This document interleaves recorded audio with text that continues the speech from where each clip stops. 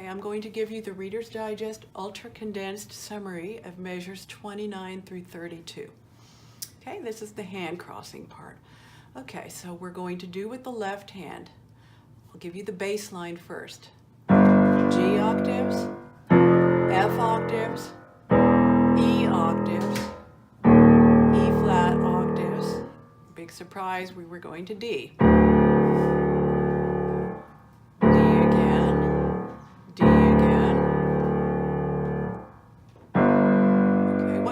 Again? G. And what is D in the key of G? What is D in the key of G? Yeah, what is its significance? 1, 2, 3, 4. Oh, I'm sorry. Oh. D is 5, right? 5, yeah, I'm sorry. So that's, no, there's nothing to apologize for. But we're pounding on 5, which makes us really want to hear this. Okay, so we're going to think about a G major triad. We play that G major triad in second inversion, so the G's in the middle. Just like the introduction. Okay, but this is with the left hand, so here's what I'm doing. Octave. This is both my left hand, so I'm popping up, good old popping to the chord, okay? But we're not going to the next octave above, we're going 2 octaves. So do you hear that? That's the G above middle C. Yep. And this is the octave that's the lowest G on the piano. Then we go to F. Okay, do you hear what chord that is? G7. G7, very good. So we're playing the 7 of G7 in the bass. Then do E, which is the middle of a C triad, and that's what we're doing. C with C on the top.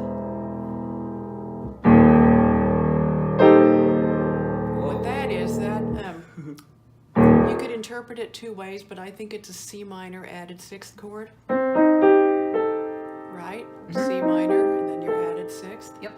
And we're playing it with the C on the top. So E flat, G, A, C.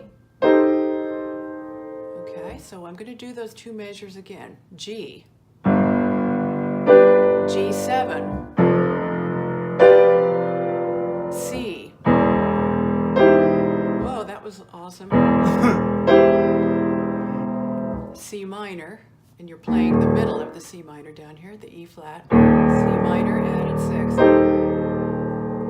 Okay. Would you like to try that before we go on? Yeah. Okay, so now the next 2 measures, measures 31 and 32, we get to pound on the dominant, okay, which is D. So we go D, D, D, and then back to G, okay? So D,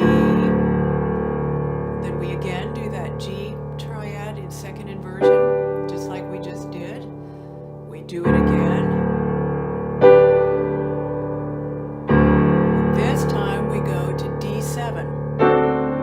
So here's D, F sharp, A,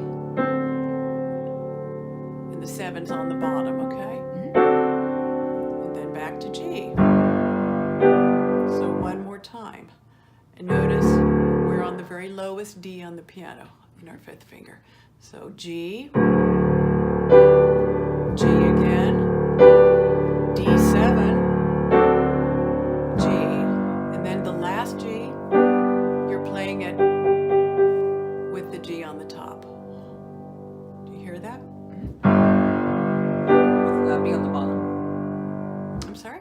With the B on the bottom. B on the bottom, yeah. The G, it's first inversion, so Yeah. G's on the top. Okay, would you like to try that?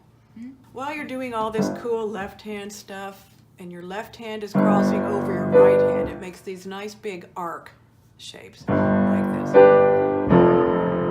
etc. Okay, so your right hand, okay, we have just come off this. Okay, remember that? So our thumb's on A. So now we're starting with our right hand 4 on B. Thank you.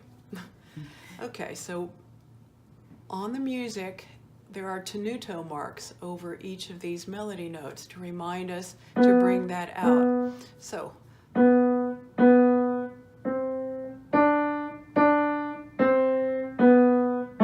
okay, I actually didn't write in all these fingerings, so I will stop and write them in.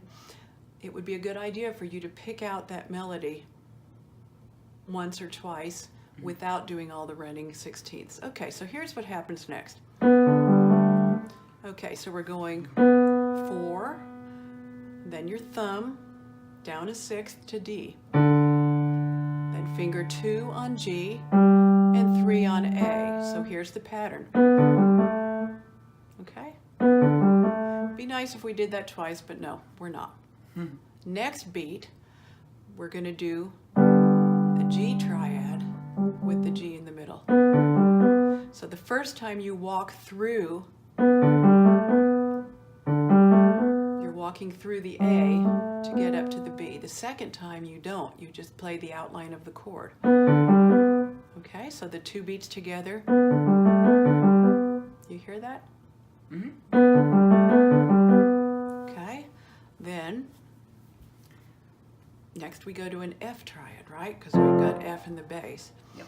So we're going to come off this onto our fifth finger on C, then our thumb on F, so we can do the F chord. And I play the F triad 1, 2, 4, so that I've got 5 free to go up to the D. So here's that beat, beat 3. So 1, 2. Oh, I didn't show you that. Okay, beat 4 goes like this.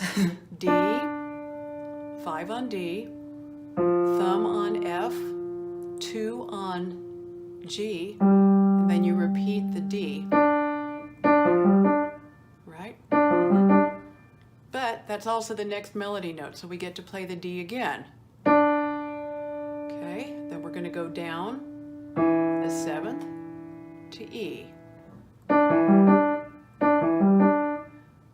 D, E, 2 on G, and then back to the D. So there's a lot of D here. Yeah. I'm going to start on beat 4 of measure 29. You hear that? Okay, I'm going to put all the beats of that measure 29 together. You hear it? Okay. Now, the downbeat of measure 30. We're on D. Oh, I just did this. D, E, G, D. Then 4 is right over C, so I'm going to use it. C, we're doing a C triad now. C, E, G, with 2, and 5 on C. I'll do that again. 4 on C, 1 on E, 2 on G, 5 on C. And now 4 is over B, which is great because that's what I need to play next. B with finger 4, 1 on E flat, 2 on G, 4 on B. Okay. And then the next beat, the fourth beat of measure 30. Okay, and the last beat of measure 30, we need to remember that we've got an E flat. Okay, so we're going to go 3 on A, thumb on E flat, 2 on G, 3 on A. So the whole of measure 30 goes like this. I'm starting 5 on D.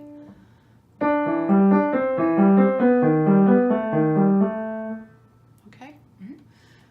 Measure 31, we ended the last measure with 3 on A. Okay, here, okay, I want you to practice getting off this where you have a big position shift. So I'm on finger 3, I need 5 on G. Do you hear that? So it's 3, 5, but think of the whole chord you're going to next, which is G in first inversion. G, B, D. Do you hear that? So 1, 2, 5.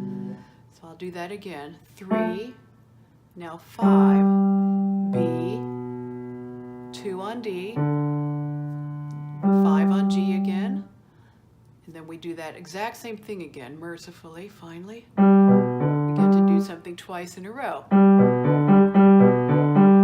Okay, now I'm just moving my hand to 5 on A, I have written down. 5, 1, 2, 4. I'm going to try this again.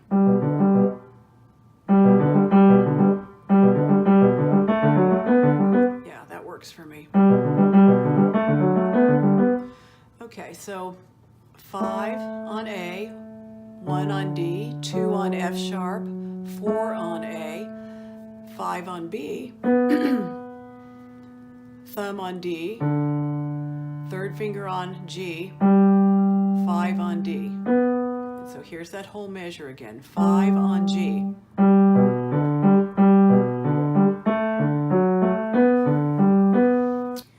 Okay, now measure 32. So we have just come off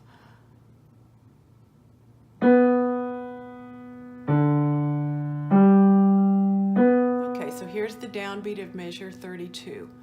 4 on A,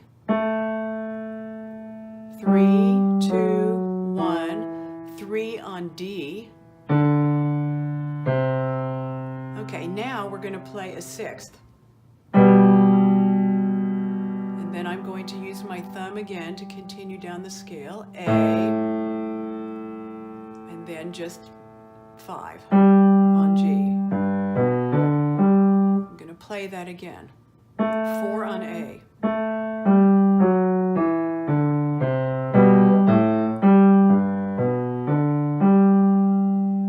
Is that clear enough? Yeah, could you put both hands together as well? For these whole 4 measures? Yeah. I actually haven't played it together yet. I haven't done it myself, but I can try it. Try to do it slowly. Okay, hands together. This is only the second time in my life I've ever tried putting the hands together, and the first time was 1 minute ago. So let's see how it goes. It